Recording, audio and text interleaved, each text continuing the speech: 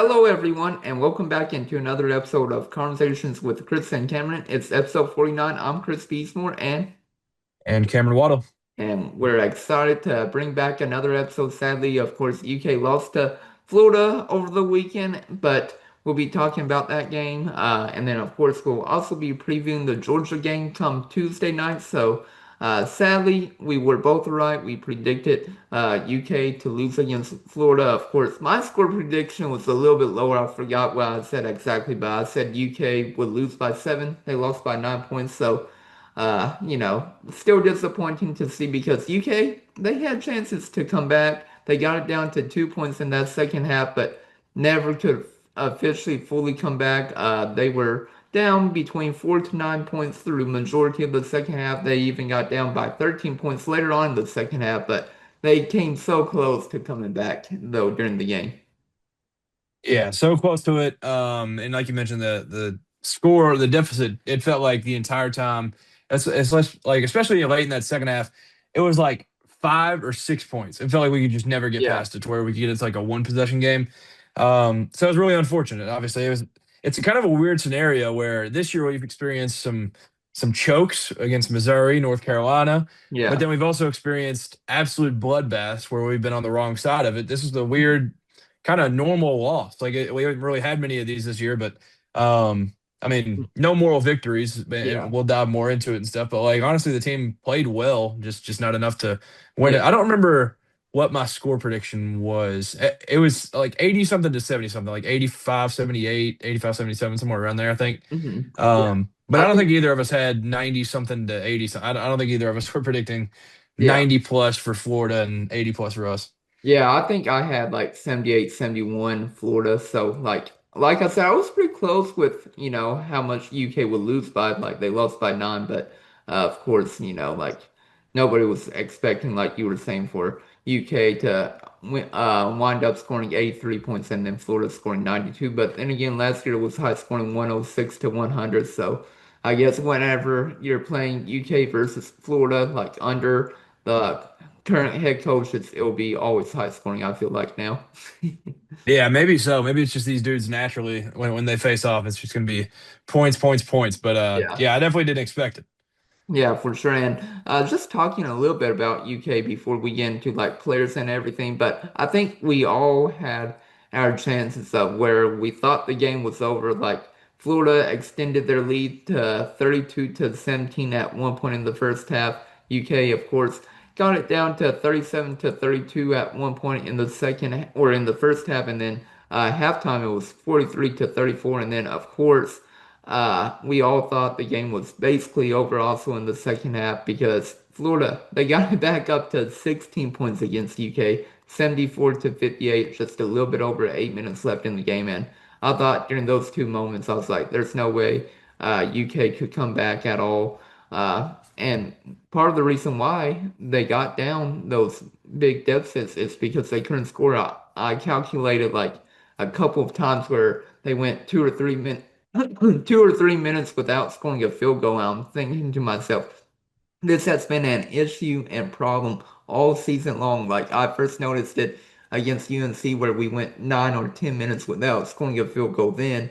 And it happened again against Florida where we had 2 or 3 minutes without scoring a field goal. Luckily, we had some free throws involved, but we have to figure out ways to stop these scoring droughts throughout games.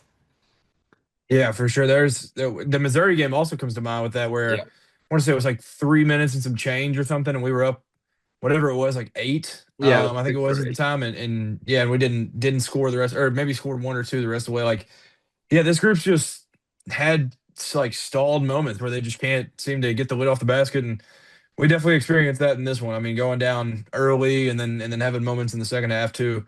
But at least it's not initially like off rip where it's like that was a complaint for a long time. I wish we could just avoid those like long droughts entirely, but Yeah. at least we're able to kind of like I mean this one we didn't necessarily like meet them early with points or anything, but like we didn't go the first 4 minutes or something Yeah. without a bucket. Like it was at least fine early. But Yeah. the droughts are just a big problem because if you can avoid those droughts, I mean, look at these games. Like they look a lot different. Like the North Yeah. Carolina game, the Missouri game, this game especially. then you don't have to really worry about forcing quick Yeah. shots and stuff late to try to be able to mount a comeback. But it's rinse and repeat with these guys. It's like they figure out a way to go down big, double Mhm. digits or something in the first Yeah. half, and they will figure out a way to cut it. And I remember seeing a tweet by somebody at halftime where it was like, what were we down? Were we down like 9 at half? I think it was. Yeah, it was 43-34 at halftime. Okay, yeah. Somebody said like, "Oh, we're only down 9. That means we're actually up 5 or something." Yeah, And something so I was like like, "I that. I mean, saw that. that's essentially what the season's been so far. It's like we Yeah. can be down 14 at half, but then we'll actually come back to win the game." So now Yeah. it's doing all the math and stuff has been fun. But this is not a team. We talked about it on the podcast too. Like this is not a team that you can kind of just take Mhm. advantage of and go down early Yeah. and kind of dig back because of just like how good this team is, how Mhm. well they're constructed, and how well they've been playing. It was always going to be tough, but I mean, this group fought, and then you can Yeah, never they take did. that away from them. They fought as hard as they could, but unfortunately, came up a little short. Yeah, definitely for sure. And then I think really the two stats that really, sticks out to me for the game is Gators basically out-rebounded Kentucky by 10. It was 43-34 in the rebounding advantage. And then of course, Kentucky, they turned the ball over so much through the first 10 minutes of the game, it felt like. But overall for the whole game, Kentucky turned the ball over 14 times, leading to 25 Florida points, and that can't happen. Like you cannot turn the ball over, more than 10 times during a game and hoping you'll win. And then, of course, allowing 25 points off of those 14 turnovers. And then, of course, the other stat that stands out to me is Kentucky never led at any point during the game. Yeah, the never leading part is definitely something that if you're like a Debbie Downer, negative Nancy, whatever you want to call it, like that's something that you could look at for sure. Yeah. And then just the fact that it's a loss, but I think there's a lot of like encouraging things from it though. Like even Yeah. though like it's Kentucky, there's no such thing as a moral victory. Like Mhm. it's win or it's devastation when it comes to Kentucky basketball. But there's a lot of encouraging things. Like a lot of people nationally, I think, kind of thought that Kentucky would go in there and get ran and Yeah. get run out of the gym, and it'd be similar to the Vandy game and Gonzaga game and some of those type games. Yeah. Um, and kind of build wise, they're built, I guess you could say, a little bit similar to like Michigan State, who Yeah. dominated us early and Yeah. made a fool of us. Mhm. But credit to Malachi Moreno, credit to a few of these guys, like they sat there and fought and played really, really well throughout. And unfortunately, you do have that thing on the stat sheet that says that you never led for a second. But Yeah. if you were to just look at it and be a stat sheet watcher, then yeah, you can be a little negative about it. But when you watch Yeah. that game, you're like Kentucky was in Fought. it for a lot of it. Yeah. So it's unfortunate some of the stats don't indicate that it was a great ball game, but Yeah. overall, I mean, it was a Yeah. phenomenal game. I still can't believe though UK got it down to 2 points in that second half. Like right off the rip, like within the first, I forgot how soon it was. It was between basically the first 2 to 4 minutes of that second half. UK got it down to two. Of course, they couldn't get any closer. And then for majority of that second half, it was in between like 4 to 9 points. And then of course, everybody thought, Florida got it back up to double digits. They were going to, win this game by 15, 20 points. But of course, UK, they kept fighting and fighting and, lost by 9. And like you said, no moral fights, no moral victories here at UK because you're always expected to win and everything. But I want to get now into the stats for the game. I think we have to talk about Otega Oweh. Basically, I feel like if Otega Oweh is a no-show, it's going to be really hard for UK to get a win against anybody. Of course, like I feel like if he was a no-show against maybe like South Carolina or Georgia, UK could still win because you have other players to step up.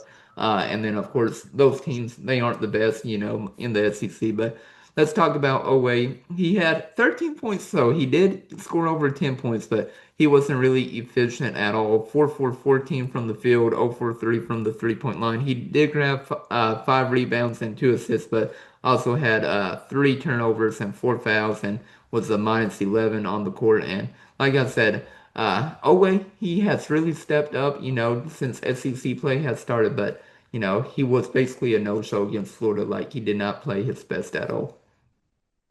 Yeah, to your point of how quickly we had made that a 2 point game, we got it cut to two in a minute and 29 I seconds mean, in out of the 29 half. seconds. Yeah, it was Yeah, crazy. crazy. But yeah, to extend on the Owe point, yeah, I mean Todd Golden talked about it after the game. That was kind of their key in this one defensively is just make everything extremely difficult on him. Like he's going to score, but make every single basket extremely difficult. And with their length and athleticism and Mhm. strength and everything, they did that. And Yeah. Oweh was a part of the 15 missed layups that the team ended up with, Yeah. but some of that was their length. So credit to them. And they have Ruben Chenyalu, who's going to have a Yeah. legit shot at winning National Defensive Player of the Year. So credit to him. But Mhm. yeah, Oweh, yeah, it just felt like at times he was forcing things. And it was Yeah. like just other guys were playing well. So it feels like he didn't need to. But I mean, a 4 for 14, 0 for 3 from three, Yeah. it just feels like it wasn't the most. It's far from the best Oweh, and we Yeah. definitely know that. But Oweh, it feels like every single game he had gone out and gotten 20. Like Yeah. it was every game. So I think Oweh is going to take this a little bit personal and be able to kind of learn from it. But it was very very disappointing just to kind of see him Mhm. slow. But other guys stepped up big Yeah. time.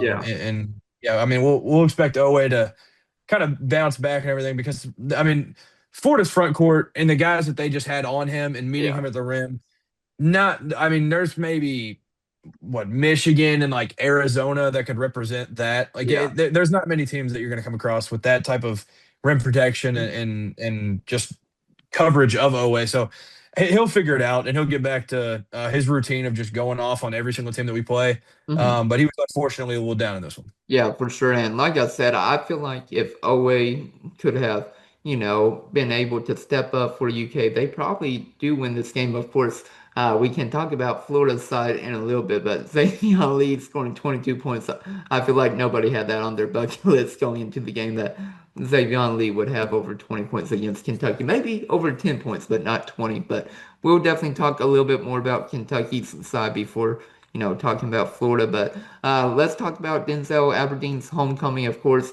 Aberdeen, he got booed whenever he was announced in the starting five, but he had, an okay game. Like he could have shot the ball a little bit better, 8 for 21 from the field, 1 for 6 from the 3-point line, but he did also have 19 points along with 4 assists. Like, yes, he could have shot the ball a little bit better, but overall, like he was one of the main reasons why UK was in the game. And then, of course, I also want to bring up Colin Chandler. He continues to just impress for UK.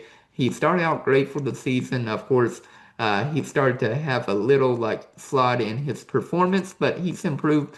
Chandler had 18 points, 6 for 10 from the field, 5 for 7 from the 3-point line, and he almost got UK back in. And of course, he hit that three to get it down to like 6, I believe. And he also had 3 rebounds and 2 assists. But Aberdeen and Chandler really kept UK in the game, I feel like. Yeah, for sure. And to your point about Aberdeen, like he has been, I feel like the unspoken hero Yeah. as of late because of this run and how he's kind of adapted Mhm. into his new role and just like he's grown as a player. I thought because if you look, and we had won 8 of 9 going into this one, so now we've Yeah. won 8 of 10. Then. But in those 10, he was only below the double digit mark twice, Mhm. and both of those ended up being wins. But he was very very good through this stretch, and at times he was good in this one. Yeah. Early, it felt like you could definitely say he was forcing it and trying to. It feels like those guys either they're a I don't know why this guy popped up. I saw him on Twitter today. Maybe that's why. But sometimes they're a Marshall Henderson type where the Yeah. crowd fuels them and they play crazy. Yeah. Sometimes they end up going out and they're trying to silence the crowd early and do all that. And it doesn't end up being the case. And he was not great early in this one, but he kind of figured it out. And like you said, I mean, he led the team in scoring in this one. And obviously, it wasn't the most efficient bunch of points, but like with Oweh kind of Yeah. being off, he kind of had to take the role of I got to get mine up too. Yep. But you mentioned Colin Yeah. because of the shots and some of the unfortunately inefficient shots that Aberdeen and Oweh took. It took away from Colin having more opportunities. I mean, this dude was 6 for 10, 5 for Yeah. 7 from three. Yeah. Incredible. He's getting to Improved. the point where it feels like when a shot goes up. Not, now I wouldn't say it's to Reeves level, but Antonio Reeves had this where it was like shots going up, that's Yeah. 1000% going in. He's getting to that point because he's hitting them deep. He had Yeah. the one late in the second half that was deep. 5 for 7 from three is crazy. Like we just got to get the man Yeah. more shots. I agree. Um, and he's so comfortable now. Like it Yeah. doesn't feel like it feels like he used to have to be like kind of manufactured to like get a shot. Like it was like off ball or like he'd just be moving and then like it was a set shot. Now he's like in rhythm, Yeah. dribbling into it, and like he's been incredible. And in this one, he was he was Mhm. lights out. I mean, Yeah. he was phenomenal in this one. Yeah, yeah, for sure. And I remember earlier in the season though, like whenever, Colin Chandler lost his confidence, everybody was like, he needs to transfer, like he needs to go down a level, like he can't play in the SEC. I'm thinking to myself, did y'all not see, how he played at the late end of his freshman year and then of course at the beginning of his sophomore season? Like he looked incredible. Like it looked like his confidence was still there from the end of his freshman year to begin the sophomore year. Of course, he had a little dip in his performance, like I just literally just mentioned, but since SEC play, he has gotten his confidence back up, and he's going to become a star for Kentucky if he continues to be here. Like if he doesn't transfer, like if he doesn't go back out west to like BYU or something, and stays at Kentucky like all 4 years, he's going to be very impressive for Kentucky, and I can't wait to see what he can do. Like, I'm hoping he doesn't transfer, and I don't think he will, but like he's going to be a star for Kentucky if he stays all 4 years. So, Yeah, I would say usually when people like use this phrase, it's not necessarily this exact thing, but part of these guys' growth, I feel like, is the addition by subtraction of yeah, just like injuries suck, they really yeah, do, but like it did help these guys completely understand their role and what they're supposed yeah, to do. I Like agree. the Pope thing was always that everybody's gonna play like 20 to 25 minutes or something, everybody's gonna play a different amount, but like very obviously those three have separated the pack from the pack Hmm. guard wise. Yeah, And it's those three. Those three like Oweh was always going to have a role. Like it yeah, was always going to have. But Da feels like he's more hmm, comfortable with the ball in hand. yeah, Colin feels like he's more comfortable with the ball in hand. Um, yeah, I don't think he'll transfer. Just like it feels like he'll stick around. There was part of me that during the bad parts of the season, I yeah, was like, he's really just gonna. Because yeah, at that time, I remember looking BYU was like top 10. I was like, he's just gonna go back out yeah, there and he's gonna see what they did with Richie Saunders, which yeah. prayers for him, speedy Right, yeah, recovery. yeah, Um, but yeah, no, I would. He feels like I think it's like him and Malachi that are yeah, like the 1A 1B must return yeah, as long as they don't go to like the NBA. Like that's like yeah, kind of the one thing. But like you mentioned, Colin's confidence is just continuing to yeah, skyrocket, and I mean, I remember your tweet about it after the Arkansas Journey came out, and you were like his facial expressions, like he loves yeah, this. He absolutely loves it. yeah. He's That's smiling after dunks and sticking his tongue out after Ole Miss threes, and like yeah. he's loving this, man. Yeah, and I feel like he and Mo Diabate are like the most vocal players on the court, or I feel like in the huddle as well. Like every time we see the journey videos, it feels like Colin Chandler and Mo Diabate are always talking in the huddle or like saying, we need to get a kill stop, like a defensive stop or whatever it might be. And I just love to see how vocal they are. And, I feel like other players are also vocal, like Otega Oweh or others, but you always see those two always talking in the journey videos, like you were saying. Yeah, the journey videos are really cool also Yeah, because like especially to the media, Owe is like the most soft-spoken, quiet, like he's just really, really like quiet overall. But in the journey videos, he's just like yeah, like you said in the huddle, he's just loud as yeah, anybody. And he's just letting everybody know. Like he's hmm, not shy by any means. He's not soft spoken. He's a vocal leader, and it's been cool because he's kind of. It felt like early in the year it was like maybe he's not quite the vocal leader that we yeah, need him to be, but like he's definitely adopted that role. And to your point, Mo Diabate, he's been that dude when it comes to leadership. Colin's yeah, been awesome. Like that, yeah, these guys have figured it out. And yeah, back to what I was saying with the addition by subtraction, it feels like mhm, they're kind of like us against the world in a way. Like they've lost some guys to injuries, and it sucks. But like yeah. we're all we got, and they keep kind of going with that mindset. Yeah, for sure. And then one other player I want to mention for UK is Malachi Moreno. Like he held his own against Florida's big men. He had a double-double, had 11 points on 4 of 7 shooting, and then of course also grabbed 11 rebounds. And that's all we wanted out of him. Of course, we wanted other players to step up. Brandon Garrison didn't really step up. For UK, he did grab 3 rebounds, but had 0 points. Like if we had, Brandon Garrison step up, I feel like along with maybe Jasper Johnson, like UK gets the win, but like we just came up a little short. Of course, Oweh didn't play up to its standards, and then, like if our backups could have played a little bit better, probably UK can get this win, but Marino really stepped up as well for Kentucky. Yeah, Marino's like a crazy. scenario that we found ourselves in. And every Yeah. single game, I kind of think back to where we were mentally in like July and Yeah. June, where it was like, dang, dude, like Alex Condon pulled his name out of the draft. Tommy Houck's back. Ruben Chinula's Yeah. back. Micah Hanlock is back. Like this Florida front court is insane. And we're sitting here, we're like, well, we've got Jaden Quaintance. Once he comes back, Brandon Yeah. Garrison's minutes are going to go down. There was never a world where I thought Malachi Moreno is going to be the absolute Yeah. star of that front court. Yeah. I thought Nobody. Brandon Garrison's going to take a second year leap in the system. JQ's obviously a lottery guy. Yeah. Like he's going to be really good. I never thought in a million years that Malachi what was going to do what he's doing Yeah. now, but credit Yeah. to him and Yeah. everybody around him because he's put on a ton of muscle and Yeah. he's perfected his craft Yeah. day in and day out. Like you could tell in this one, he had a few hook shots that were like Mhm. beautiful. They were just Yeah. like that. You can tell he's just definitely been working on that. But his Mhm. physicality, Mhm. because that's one thing about this Florida team. It's like even if you do into possession with a rebound or something, like they're not just letting you have it. Like they're Yeah. just gonna go straight to you, jam it. But he was strong and Yep. I thought he was awesome. And to your point about Brandon Garrison, not the best game in the world for him, but the two blocks that he had, Yeah. I will say, got me standing up pretty hyped. So I was like, you know what, if he could, add some scoring to that and maybe Yeah. just some shots around the rim, then he'll be all right. But Yeah. we get a chance to play these guys again. So like Yeah. Malachi, I think is going to have some fuel Mhm. because of that, and it's crazy. I don't know where we are now. I haven't really checked the mock drafts or anything, but like I'm kind of getting worried about Malachi leaving after a year. Like this dude Yeah. is special. Yeah, and it literally comes down. I think he's going to definitely test the NBA draft waters, and I really think it'll just come down to his results. Like, what is his vertical? Like, how is he doing during these camps? Like, does he get invited to the, NBA draft combine and all that? Like, it'll be interesting to see, but I definitely see, like, I don't think Malachi would definitely leave Kentucky to go to the NBA after his freshman year. Like, I feel like he has still a lot that he can improve on that can probably guarantee him a spot to be a first rounder come next year. But uh, I do see, like there is possibly a world where he could go to the NBA draft this year, but I don't think that'll happen. Yeah, I was trying to look it up on the fly, and credit to Sea of Blue over there.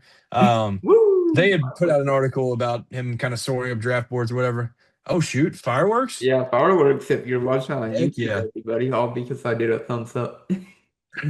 um, but they had put out an article. I think this was about a week ago. But it just kind of shows where different mock drafts have him, and FanSided had him as the 20th ranked player.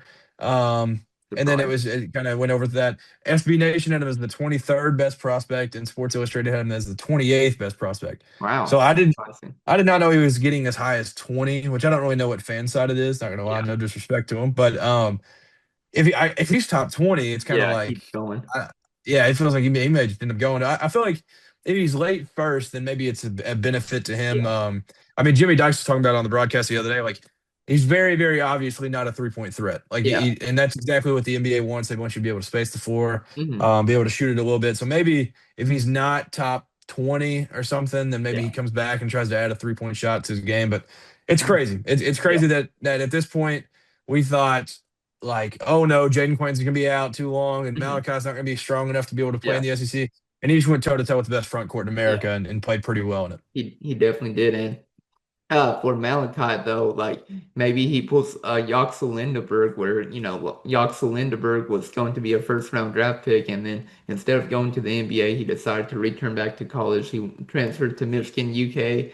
Could have probably had him if UK probably tried a little bit harder to get him, but I think UK backed off thinking he would go to the NBA. But maybe UK offers Malachi the bag. He returns to college. We don't have to worry about him going to the NBA draft then. Yeah, no doubt. I mean, Yeah. if he does go, then best of luck to him. But it feels like with these dudes, it's like Cam Williams, Colin Chandler, Malachi Moreno. Those are like the three that are just like you can't Yeah. let them transfer. Like Yeah. that's the one thing. If they go to the league, so be So, it. Good for them. I mean, good luck on a professional career and everything. yeah. But like you can't let them hit the portal. They've got to Yeah. be in Lexington or at the next level. Yep. I agree with you on that. And I think for a big thing for Malachi is he just has to work on his strength and then, of course, also work on his vertical jump as well. So, Yeah. let's do Yeah, I that can see for sure. that. But Yeah. it's crazy to think like where he's come from. I had friends. I mean, some of them, bless their heart, they don't know basketball at all, but they had gone to go watch him. I think it was his junior year when they had played at St. X. They went to go watch him, and they're like, "This dude's just not Kentucky good. Like, there's no way he ends up being in Kentucky." And some people even said that last year. Me and you had our doubts in the summer, thinking like maybe he's just like a little too skinny, and maybe he's Yeah. just. But credit to him, he has done phenomenal so far, and when it comes to protecting the rim, he's been good. But leading that entire front court was not in the plans from in my mindset going into the season. But he's been phenomenal, and he was one of, I mean, really, it was him, Hmm. Denzel Aberdeen, and Modi Abate out of guys that played like real minutes in this game. They were the only dudes in positive on box score Yeah. plus minus. That Yeah. just speaks to how good he played. Yeah, for sure. I'm not trying to get off topic, but I'm trying to think of the player that who was from Kentucky. I think he ended up going to Florida like to play high school ball, but everybody was highly like touting on him, like thinking he would become like a 4 or 5 star, end up at Kentucky. I can't remember if he was in the class of 2026 or 27, but I know a lot of people had high expectations for him, though I'm blanking on his name. Like I Wait, remember, he's like in high school now though. yeah, I'm pretty sure he's still in high school. Like I don't know if he's in 26 or 27, but I'm pretty sure he transferred to like a school in Florida, like IMG. I'm trying to think of who that could be because I He feel was like I. he was a tall kid. I remember like everybody was expecting him to like be a point forward. I'm blanking on who it was. I know he left Kentucky, like the state of Kentucky, but not trying to get off topic or anything. Man, I'm trying to think of who that could be. Yes, Do you know where he was in Kentucky? Like Uh, what I school? I think he was somewhere close to Lexington because I do remember him. Like I remember watching him play one year. Like I'm I blanking don't though. know. Yeah. Trying to Maybe. think. I mean, there's a lot of people that kind of leave the state, but I'm trying to think of Yeah, I'm who blanking. that would have Maybe like been. I can find some research and see who it was. But we can get back to talking about Florida in the meantime, like the matchup. But of course, we'll talk a little bit about Florida side, then we'll transition to Georgia. But nobody expected though Xaivian Lee to go score 22 points, 7 for 12 from the field, and then of course 4 for 7 from the 3-point line. He actually started out 3 for 3 from the 3-point line. Like I feel like if we could have just stopped Xaivian Lee from, scoring 22 points, UK gets this win probably. Yeah, it's really unfortunate because it feels like that was an incredible game plan for Kentucky because he going into this one shooting like 25.5% on the year, just could not do. I mean, I heard some people talk about how him and Boogie Flan, that's a backcourt that puts up tour dates, and that's essentially what they were known as. They couldn't shoot. And Boogie didn't really ever get going offensively, but Xavier Lee, I mean, Yeah. he was absolutely terrorizing us, and especially early. I mean, if he didn't have, he either had the first bucket or the second bucket, but I was like, all right, man, whatever. Like I had a Yeah. friend that's not even a Kentucky fan. He said, no way Lee's going to be hitting today, and I was like, Yeah. dude, welcome to being a Kentucky fan, man. They Fan. just figure it out and they just hit everything. Like now, Urban Clapshar, on the other hand, like he's one that we expected, but Xavier Lee, I mean, 22 points. Like they had kind of turned things around because he was starting to like take care of the ball and do all this. If they're gonna have him score like that, then like Yeah. this is a legit comfortably in the national title race, in my opinion. If he's gonna be scoring like that, I don't know I have no idea how you're supposed to stop him because that was kind of the one thing is like, well, their guards aren't good. They can't score. Yeah. They don't shoot well. It's a team that can't shoot. I mean, for a team that can't shoot, shot 36% as a team against us, and Xavier Lee 4 for 7. Like, are you kidding me? Like Yeah. it was annoying, very very annoying. Yeah. It was very annoying for sure. And like I said, like their other big men, of course, stepped up. We all thought they would. Shin Lu, I always get it. I can't Yeah, pronounce. Chinyalu. Yeah, Jin Lu had 10 points and 11 rebounds. He did his thing, got a double-double. Of course, Florida's best player, Thomas Howe, he went off 17 points, also had 8 rebounds. And then Alex Condon, 14 points, 11 rebounds. Like, everybody had a double-double, it felt like, for their big men. And then their backup point guard, Urban Klapsar, also went off, had 19 points and 1 rebound. So, like, if UK could just stop, not even basically their big men, but basically their guard play, I feel like UK will be able to defeat Florida come their next matchup in Rupp Arena. Yeah, or even just one of them. I feel like if Xaivian Yeah. Lee just goes out there and has a normal game and scores 10, Hmm. then obviously just in a black and white aspect, then that drops 12 points off of what Yeah. their score total is. Yeah. So I mean, it's obviously tough that Hmm. that he had a great night, but I was getting very very annoyed. I will say one time was Oweh. It wasn't him every single time. Um, but there was one ball screen where I think it was Denzel Aberdeen and I want to say Brandon Garrison. Not trying to throw him under the bus if it wasn't Yeah. him, but they both like went under a screen and left Yeah. him. And then there was the one that I was talking about with Oweh. I don't remember if it was like a matchup zone or like a 3-2 or whatever it was, but like Oweh was Hmm. just like pointing. Nobody ran out there, and he got a Yeah. wide open three. I don't even remember if he hit it or not, but I was like, "What are we doing? It's the only Yeah. dude that can shoot. Like it's the only guy on the team that can shoot, Yeah. and we are just letting him have a shoot around. Like he might as Yeah. well just went and got the gun out and just put up shots because he was wide open on a Yeah. lot of them, and Yeah. like I think he he was shot wide open 11. once in the corner as well, and he drilled it.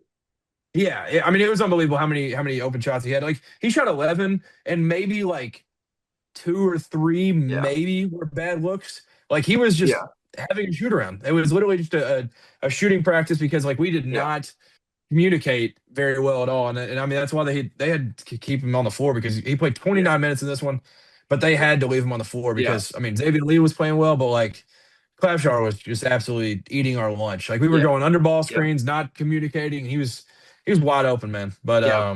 For but sure. yeah, the Xaivian Lee is the one that really hurts. But Yeah. Clapshar had a great game as well. Yeah, for sure. Like I said, we were expecting maybe Urban Clapsar to go off a little bit, maybe like score between 10 to 15 points, but nobody expected Xaivian Lee to score 22 points. And of course, UK kind of went after Xaivian Lee.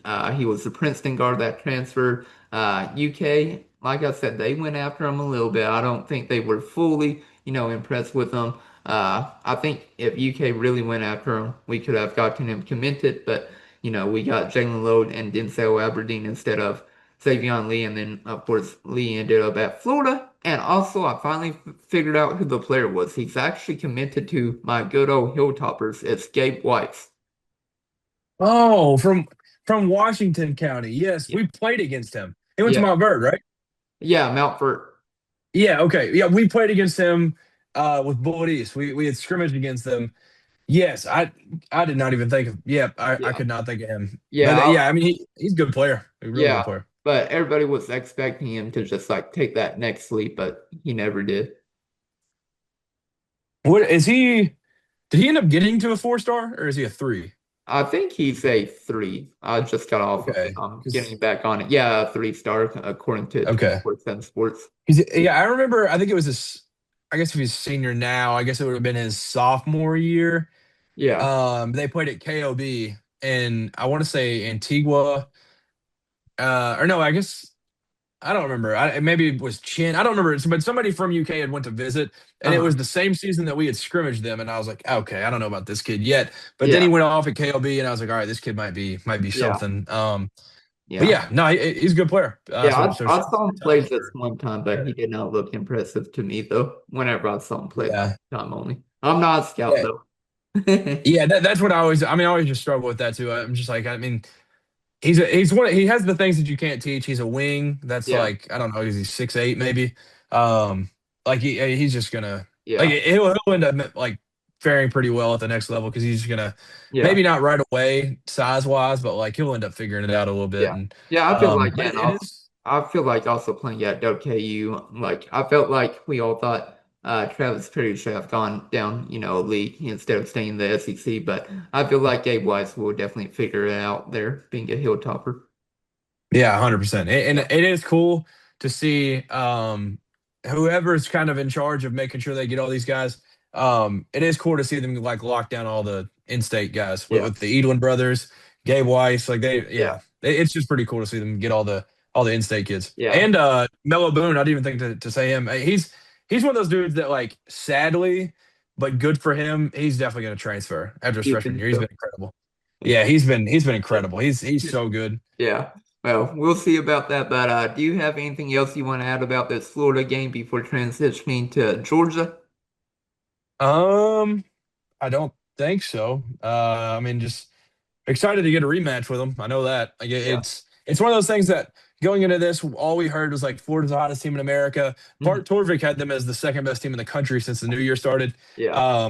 And they're this like back in this national title race and all this different stuff. So if you're telling me that Mhm. they're at that level and we just went down there and had a legit shot to go win this, we Yeah. were down like five with less than a minute. Yeah. Like if you're telling me we're competing with that, then I'm very, very pleased with where this Yeah. team's at. Sadly, the result will make it to where come Monday morning we won't be Be ranked ranked. anymore. Yeah. Sadly. But oh well. I mean, a number by our name only means so much, anyways. Let's just go keep proving people Yeah. wrong. And I guess the only other thing is that it moved us down in the conference. We're now tied for third. Tied for third. Yeah. Yeah, with Alabama, Tennessee, and Vanderbilt, Yeah. which obviously we have another chance at Vanderbilt, Yeah.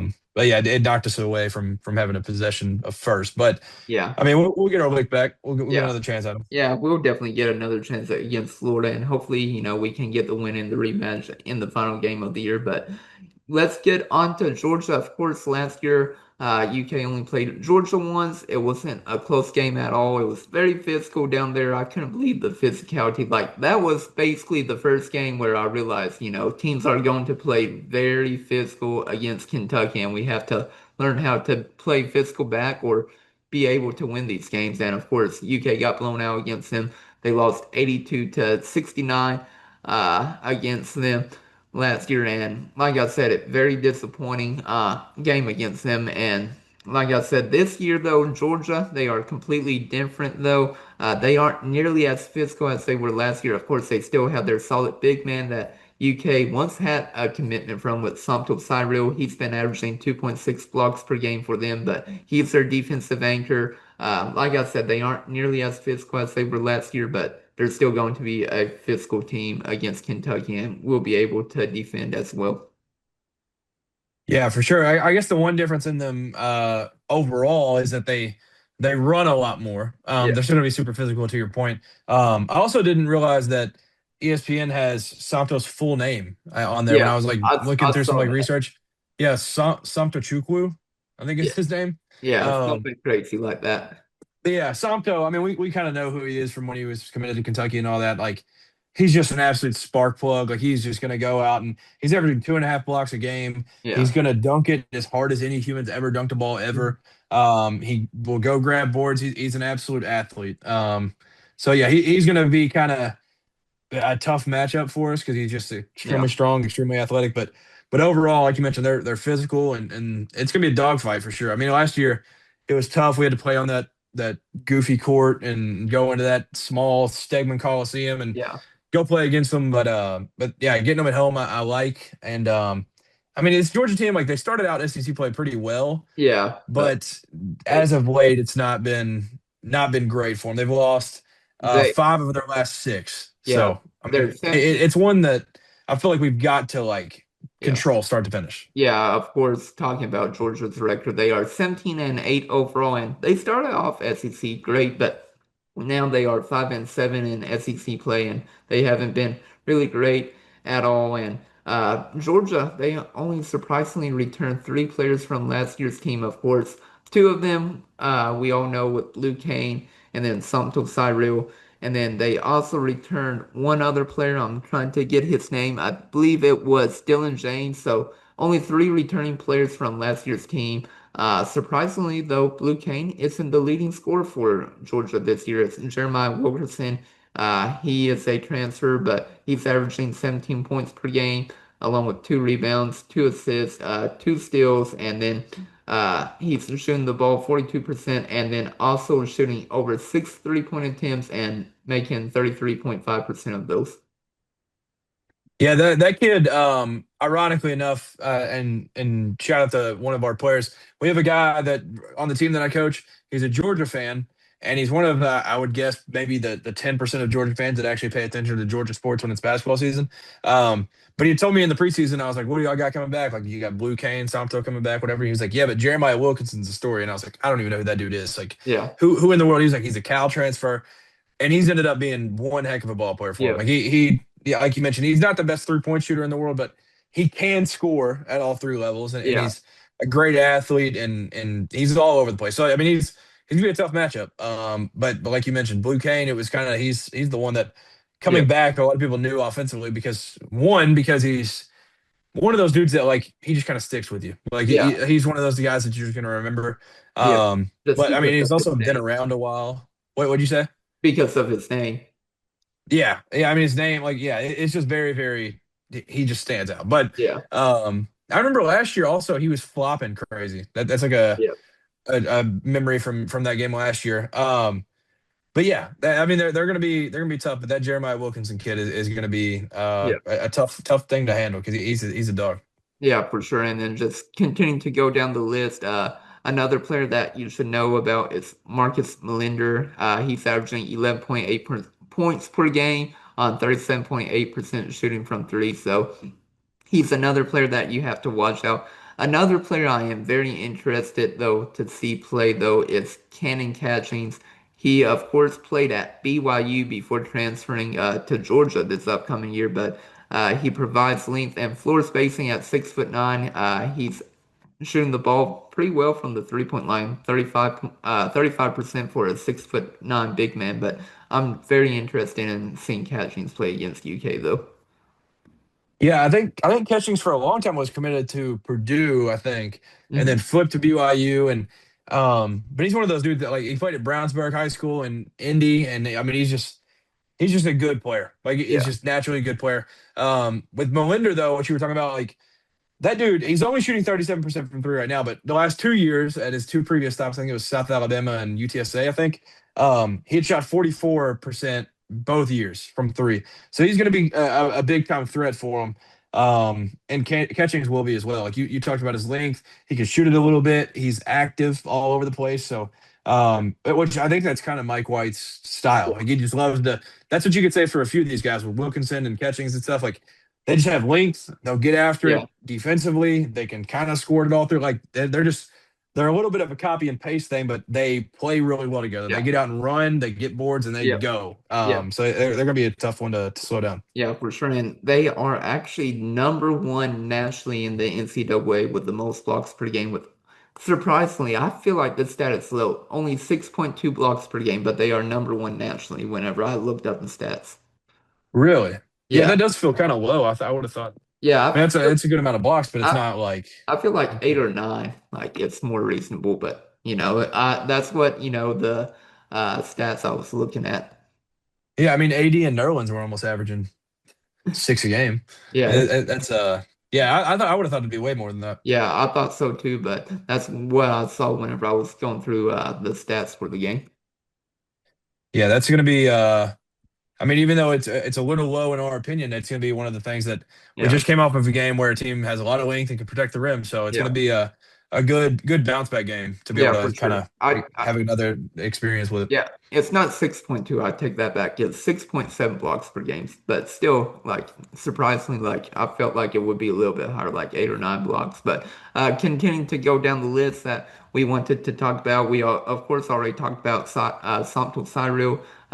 He's the lead blocker for Georgia with 2.6 blocks per game, but he is also shooting the ball very well. Of course, he's not going to shoot it from outside the paint, but he is shooting 73.9% from the field. Like that is very surprising, but overall he's doing very well for Georgia, and you continue to wish the best for him because like averaging nearly 10 points per game, and then of course he's also having 5.5 rebounds. So overall Cyril is playing very well for him. Yeah, I mean, he was a dude that he was a very Cal recruit. We'll put Yeah, it that way because he can't stretch the floor at all, but he's super physical and super athletic. And I mean, yeah, I don't have any problem with the man. Like, yeah, obviously, the whole thing it's messed up, and the whole coaching change and everything, and it ended up not working out. But yeah, good for him that he's ended yeah, up kind of finding a home down there at Georgia and playing pretty well for him. So yeah, I mean, he's going to be a tough guy to handle down low, but. Um, I was looking at. I just wanted to like see where they ranked, and I didn't know it was going to be as high as it did. But I was looking up because we were talking about how Georgia plays extremely fast. They get out and run and stuff. yeah. Where do you think they rank in all of college basketball in like pace of play, like possessions per game? Where do you think they rank? So Here, I'll make it easier on you. Where do you think they rank in the SEC? ranking the SEC, let's go number three.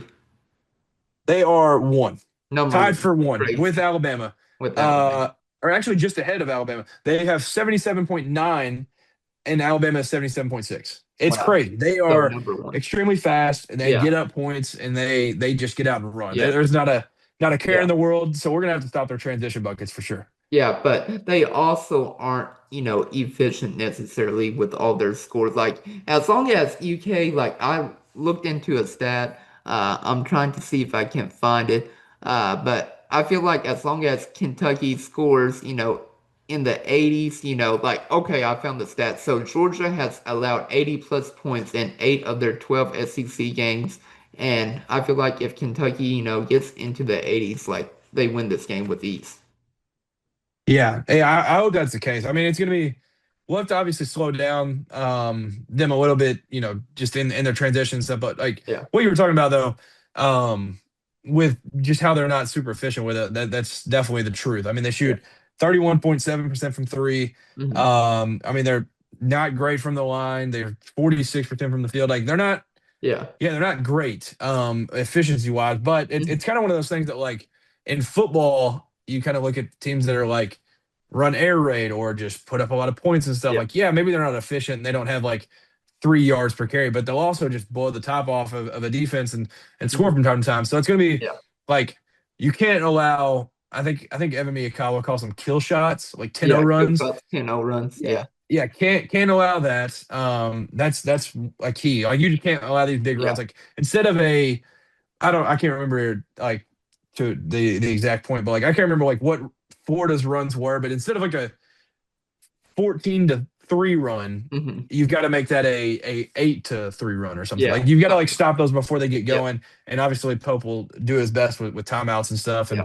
and all that. But like, yeah, it's gonna come down to these guys stopping transition, stopping the ball early and Yeah. slowing these guys down because they're just gonna want to get out and run. Yeah, and I felt like there were a couple of times during the Florida game where I thought Mark Pope should have called a timeout, but he didn't. UK was able to get back into the game, but transitioning back to Georgia, I just want to talk about a couple more players on their team because they do have a lot of players that play minutes, but I only really want to talk about 7 of them. But Jordan Ross is another player. He's a steady contributor from the perimeter. He's averaging 7.1 points per game. And then, of course, Skillin James, he was the only other player that returned for Georgia. But physical interior presence has 4.5 points per game and then 4.2 rebounds per game. But they have a huge, like I said, like they run 10 deep, but only really want to mention about 7 players for them. Yeah, like you said, they play a lot of different guys. Some of them play spot minutes and stuff. But the only other guy I want to mention only plays 11 minutes. Karen But I just want to mention him because of who he is. Jake Crenshaw. Wilkins. Oh, Yeah, Jake. Dominique Wilkins' son. Oh, yeah, I So can't forget about they brought 21 out of retirement so that he could wear it. Yeah, he's just gonna go. He's gonna be just like his pops. Like he's just Yeah, gonna go dunk like crazy.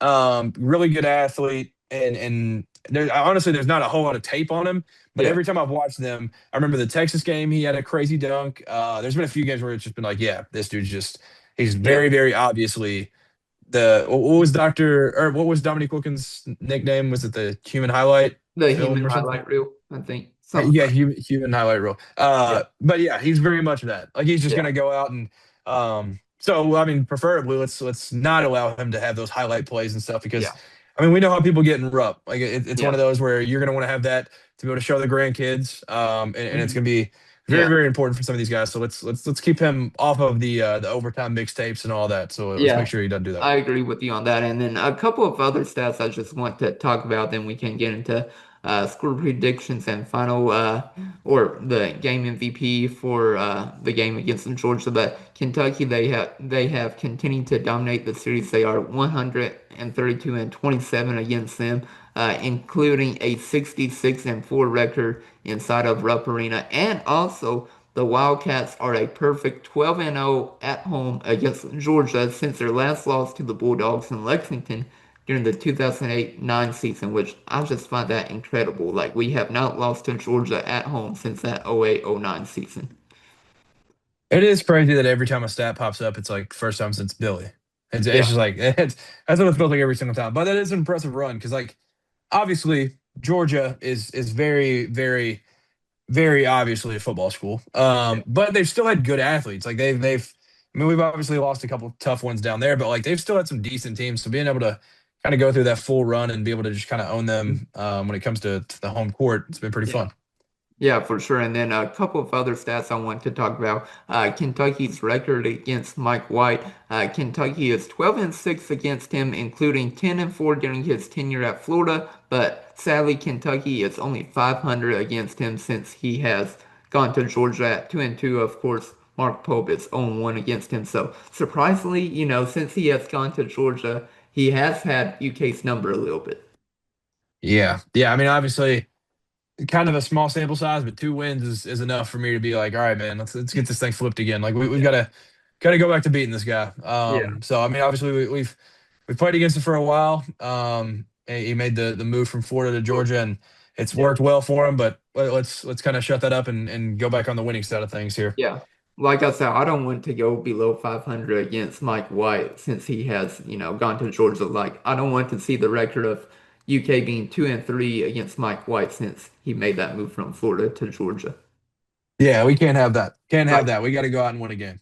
could you imagine all the Georgia fans attacking us saying, "Oh, you're actually below 500 against Mike White since he has become a head coach."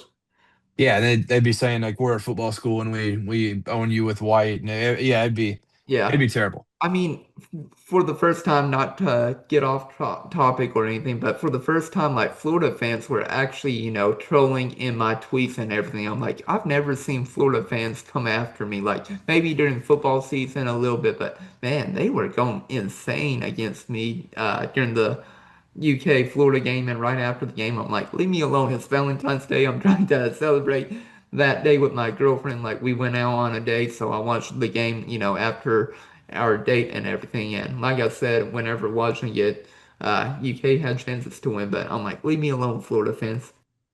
Yeah, you and me both. I had no idea that these Florida basketball fans existed. All I'd ever seen was that they hated Xaivian Lee like no other at the Yeah. beginning of the year. That was all I'd seen from them. But they were absolutely hateful. I mean, they were just like, yeah, that's the best way to put it. I remember. So I made a post about Ruben Chinyelu sitting in the paint too long. I mean, it had Hmm. a lot of just debate either way. I still think he was in it too long, but nonetheless, I made a post after that where I had made like a graphic and I said, "Congrats to Oweh on scoring 1,000 points. Uh-huh. Great 2 years here. Still some time left, whatever, but historic 2 years for Oweh. Like it's really cool. 1,000 points, scored at UK, all this stuff." And literally the first comment is just a Florida fan that just says "FUK." And I'm just like, dude, like this has nothing to do with Yeah. you. This has Yeah. nothing to do.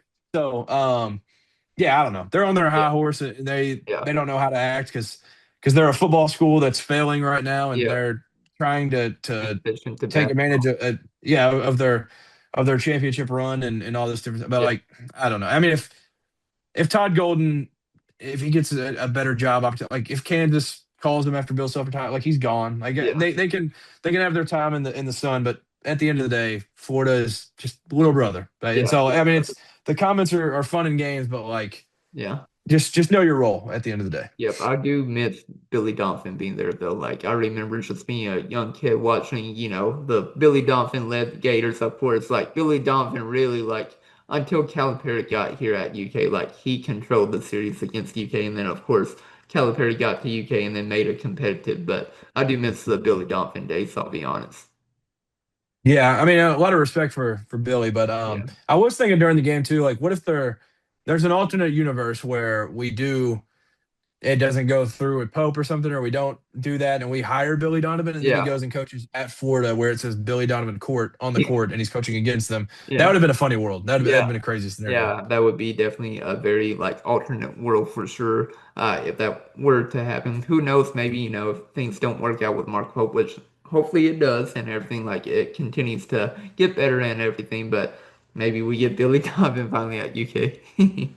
Yeah. I mean, it feels Yeah, like it's been like 37 coaching searches in a row that we've been like, all right, Billy, like what are we thinking, dude? yeah, I don't know. I don't think I would want him even at this point. Like if things didn't work with Pope, which I think they're going to work out. Like and I think that's one thing that's been like lost in the shuffle is like Kentucky fans that are pessimistic, they're like, well, we haven't really beat good teams. And outside of Kentucky, the people that hate Kentucky and stuff, they're like, well, they haven't really beat good teams and all this different stuff. Yeah. Like the fact that you can take a team from just the lowest of lows where it would be extremely, extremely easy to throw in the towel and give up to where, and honestly, at that time, like if you talk about the Gonzaga game, that it felt like that team was going to end up being like one of our most hated and annoying and like all of this because it was all this hype in the offseason. It ends up being an absolute failure. He took that and turned it into where we are right now, where we're having back-to-back weekends of t-shirt games and we're having like it's completely flipped on its head. Like it's Yeah. crazy. So credit to Pope. He's done an amazing job. But yeah, I don't think I would want Billy. I just think he's a Yeah. little old. I mean, I Pat. think he's still an Pat. incredible coach, but yeah, he's. Yeah. It's I think I'd Pat. rather just go younger. Yeah, it's Pat's college. Like he hasn't been in college basketball in like over a decade too. So like everything hasn't changed. Of course, it might be easier for him with the transfer portal and NIL now, but you never know if you take a gamble on Donovan. Yeah, I didn't mind it at the time, honestly. I would have hated to wait because of the whole portal Yeah. situation with it, but um because it was a gamble a little bit, but it was like you at least know this guy can coach. It felt like a similar situation with Pope almost, but Yeah. it was getting one of our own. So I think everybody kind of Yeah. at first we didn't like it, but we kind of fully dove Yeah. into it. Like I don't think a Billy Donovan press conference is getting near the amount of people that the Yeah. Pope one did. That's Mark Pope. Yeah, for sure. But do you have anything else you want to add before we get into score predictions and the game MVP? I don't think so.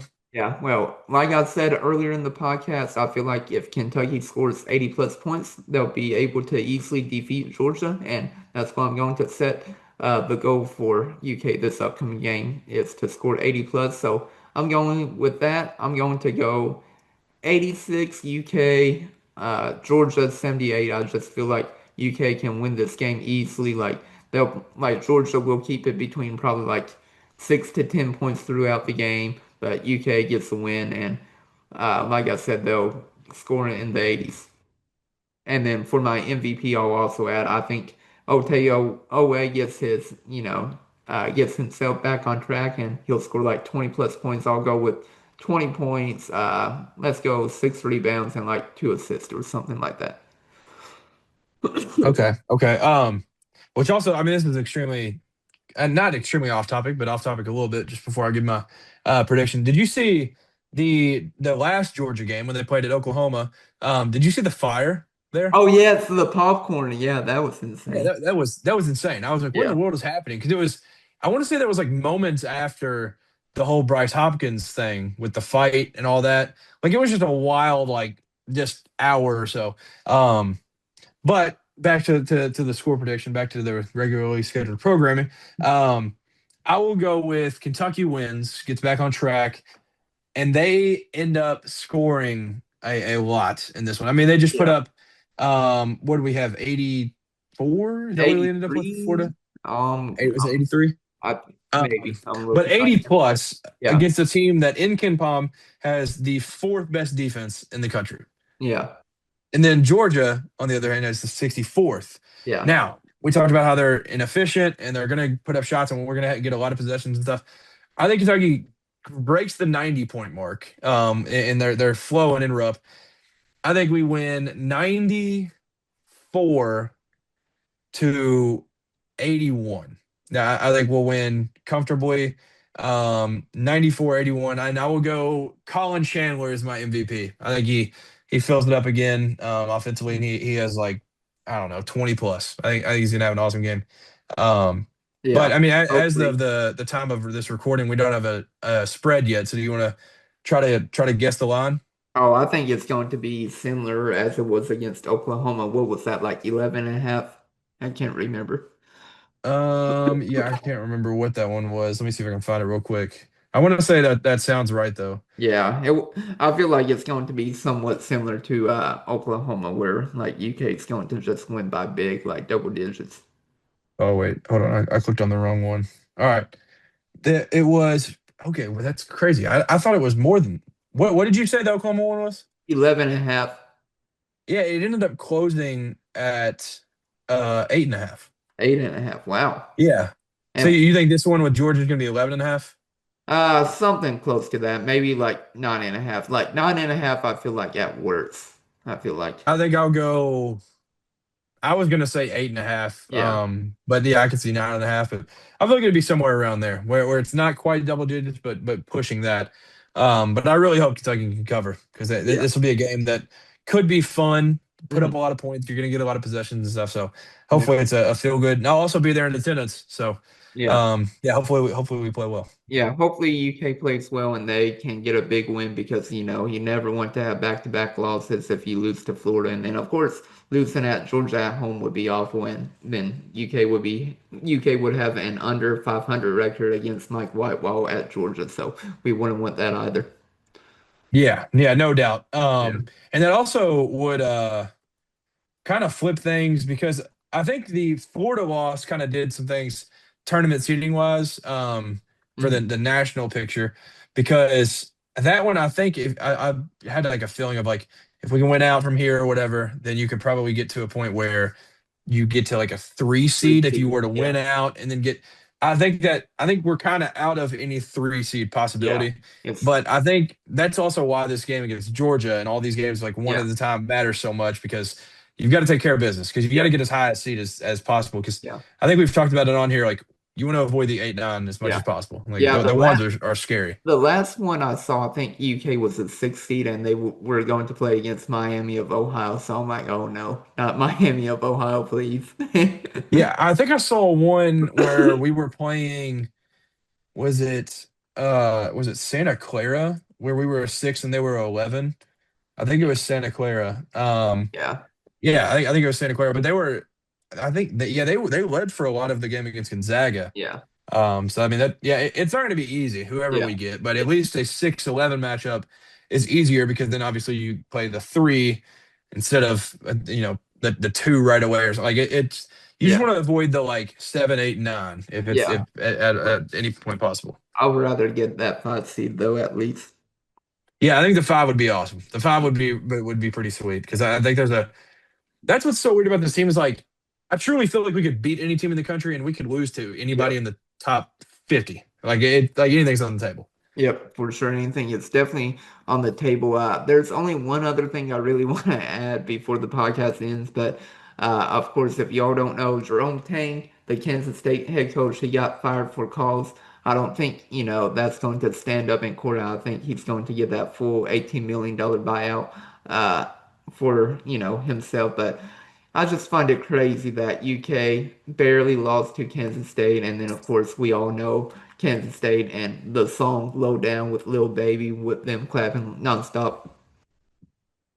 And Low classic. Down. Yeah, but I just wanted to bring that up. Just like, man, like how did Kentucky lose to that Kansas State team? Of course, that was their only good year under Jerome Tang. His first year, they got to the Elite Eight. After that, it went all downhill for them. Yeah, they ended up kind of falling apart after that Yeah, year. I was trying to see what their record went to each year because it ended up being bad because that year, like you were talking about, they went to the Elite Eight. Um, yeah, they went 26-10, then they went 19-15, then 16-17, and now they're 10-15. So yeah, it's been really, really bad. But that one, like this dude, I don't know who he is, who he's affiliated with, who he's a fan of, whatever it is. But I tweeted out where he had said like the thing after they beat us in the tournament, and it was like he had said like, oh well, they have some story or whatever, but we got a program with tradition too. yeah, It's cool that they got all those guys in the past or whatever, but they ain't coming back. yeah, So like yeah, we just had more dudes than they did or something, and yeah. it was That like that made that me made me so upset. so mad that Yeah, night because I was like, everybody knew at the time this dude is not going to work out. Like it was just like everybody. I feel like everybody in the world knew this is a one-hit wonder. He's a Marcus Noel merchant, and this is not going to work. yeah, And so there was a guy that commented whenever I posted that tonight, and he was like, Kentucky fans have been waiting on this for 3 years. And I said, yeah, because this was inevitable. Like it was going to happen because he was a Marcus Noel merchant. That's yeah, exactly what it was. But, yeah, I mean, he did a heck of a job as an assistant at Baylor. yeah, Maybe he gets that job again. I saw Baylor tweeted out some cryptic tweet tonight where it was just a paper signing. yeah. So I don't know if I that's saw a that. hint that they're going to take him back or something, which, best of luck to him. Yeah. But I was tired of seeing him on the Kansas State sideline, and it Yep. was like you said, he's not going to get the money. Um, or he's going to get the money. Like the Uh, school's not going to get away with the cause because of him yeah. saying he feels embarrassed or something. Like Yep. it's not going to work. Paper bags with the fans. Yeah, like it's Yeah. they're not going to be able to figure out any way to do it. But credit to them for trying, I guess. But Yeah. Jerome Tang's going to get his money, and Yeah. he didn't really hold back on the on his like statement in it too, because he had said Yeah. like basically usually you'll see um like guys like they have like really just nice things to say, but he had said, I am deeply disappointed with the university's decision and Yeah. strongly disagree with the characterization of my termination. Yep. um yeah, it was just basically like, yeah, I don't agree with these guys. Like Yeah. it was basically that. Yep. But yeah, no, Yeah. it's gonna be wild. I'm interested to see who they kind of go get though, because if you look, like it's a Big 12 job, and also like 2 of the last 3 years they've had a ton of NIL money. They went and got the most expensive portal class a couple years ago. Yep. They went and got the most expensive player in the portal this year, PJ Haggerty. So somebody's gonna have some money, and somebody's gonna be playing in Yeah. what is consistently the best conference in the country. So I'm curious who they're gonna go get. Yeah, Kansas State will definitely have some money on whoever they want to spend for their next head coach, and then of course for their roster because they have brought in some really good guys. It's just, the team hasn't meshed at all. Like no great really chemistry at all. Yeah, and that's kind of the tough scenario is, the more money you get, the more expectations. Yeah. So I mean, he's been given a massive amount of money and has not really proven anything with it. So, yeah, Manhattan's gonna have a new coach on the sidelines, and I'm just Yep. curious who they're gonna go get because it's. I mean, that's the first firing out of the. Yeah. Unless I'm blanking, I think it's the first like in college basketball, but it's at least the first out of the high majors and stuff. Yeah. So, Chris Mack. I mean, I they don't know. might get their pick of the litter. What'd you say? Chris Mack. I just Chris said a Mack, yeah. random name. But you know what's crazy is I saw somebody had put out like a Kansas State message board or something. They're like, "You think we have a chance at Tommy Lloyd or Dusty May?" And I was like, "These dudes, man, like Yeah. Yeah, what I are we saw that talking about?" too. Like, Yeah. yeah, Hey, that's not happening. But there's some good mid-major coaches. I mean, like yeah. you talked about Miami, Ohio a minute ago with Steele. He can Yeah. be a good coach. Jared Calhoun, Josh Schertz. Like there's Yeah. some good guys out there. But I feel like some of those guys will probably just head up. So they may go assistant route again with like how they went assistant at Baylor. Maybe they take Yeah. somebody like that. But Yeah. who knows? Yeah. Yeah, we'll see what happens. And then, of course, real quick, I also want to say it. I think 24/7 Sports messed up because they already like accidentally leaked that Dylan Mingo was going to commit to UNC. So that's pretty funny if y'all want to see my tweet or, it's up on their website right now. But I think they messed up because he's not committing until Tuesday. Let me see. I'm gonna check out your. Yeah. Oh, yep. That's huh. Yeah, Yeah. that's a mistake. Yeah, that's a mistake because he's not, announcing until Tuesday. I'm like, whoops. Yeah, they messed that up. But dude, Yeah, it's so annoying though because like that one, Jordan Smith just committed to Arkansas. It's yeah, so annoying to see yeah, yet again. Which I mean, I think people will be shocked at how big the drop off is from this year's freshman to next year's freshman. yeah, But it still sucks to just not see any of yeah, them committing. yep. And Mark Pope has tried to get so many recruits from the class of 2026, but sadly, he hasn't landed any. But maybe he'll surprise people by landing like a Tyrant Stokes or somebody like that. Well, I saw Bruce Branch is supposed to be scheduled a visit soon. Yeah, so So that'll be good. Like if, yeah, maybe there's one. I don't know. yeah, But yeah, it feels like my uncle actually asked me the other day. He's like, "Is there anybody else that we're in on?" And I was like, "I mean, not really. I mean, yeah, Caleb Holt technically, but we're not gonna. He's not coming here. So yeah, yeah, it's literally just an outside shot at Stokes, and then maybe they just nail a visit with Bruce Branch and offer him $500 million or something. I don't know. yeah, $500 million. No. Yeah. I don't know what we're gonna do, but it just Yeah. absolutely sucks. Especially, Hmm. I mean, like I had tweeted a couple weeks ago. I don't know if you saw it. That I was like, man, if Cal was at Kentucky, he really would have had a Darren Peterson and Darius Acuff backcourt. Yeah. Like it's crazy what we would have looked like with this, like with what this class would have been if Cal was at Yep. UK. Because Yep. I I mean, agree. Arkansas fans, one of them tried to, I guess he thought he had a mic drop moment with this comment, but he was like, uh, he had said something that was like, if you um are trying to be the fastest sprinter in the world, are you going to go play for the coach that trained Usain Bolt, or are you going to wear the Jamaica jersey? He was Yeah. like, no, you're going to go and play for the coach. And I was like, that's not even close to the same thing. Like, there's been, It is. like, Rondo didn't play for Cal. Like, there's a Yeah. long list of guys that we've had that didn't play for Cal. Yeah.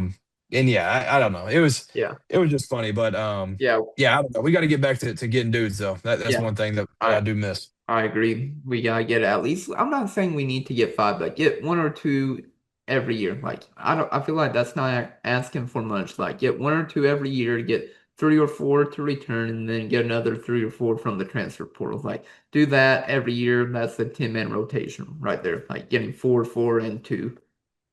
Yeah, yeah, that's exactly how I feel. I feel like we need to get like yeah, one of the top five or top three or something, and then another 5 star, and then maybe a four that you just really like Yeah. how he would fit, like a Braden Hawthorne or something. Like, I feel like if that's your class every year, or even just one main 5 star and then a four that you like that could like stick around for a couple of years, Yeah. that just feels like it'd be perfect to me. But we just haven't Yeah. landed a single one. We have struck out definitely this year, but we can talk more about recruiting in the future in a different podcast episode. We'll probably have another one, another podcast episode this week. We'll talk about UK's matchup on Saturday. So, but do you have anything else you want to add?